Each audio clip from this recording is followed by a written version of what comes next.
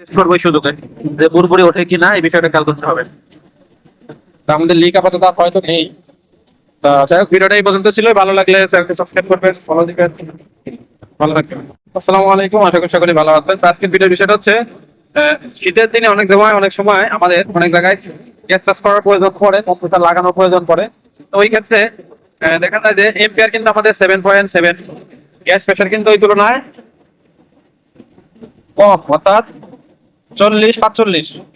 এবং আমাদের discharge line হালকা উষ্ণ গরম, সাকশন লাইন ঠান্ডা।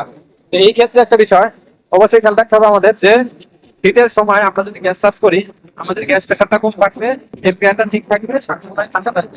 এই বিষয়গুলো খেয়াল রাখতে হবে। এখানে আমি যদি এম্পিয়ারটা এখন 8 উঠাই বা 9 উঠাই, ওই ক্ষেত্রে আমার প্রেশারটা কিন্তু যে সিস্টেম রেফ্রিজারেন্ট R22 এর ক্ষেত্রে 60 থেকে 70 তাহলে ঠিক হবে। কিন্তু এখন আমার আছে কত, 50-এরও কম, 50 হয়ে যাচ্ছে।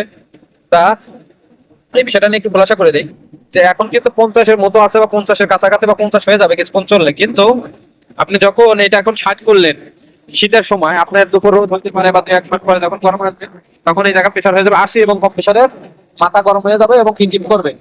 এই বিষয়টা খেয়াল রাখতে হবে। এবং এম্পিয়ারটা কিন্তু আমার এখন যথেষ্ট ঠিক আছে।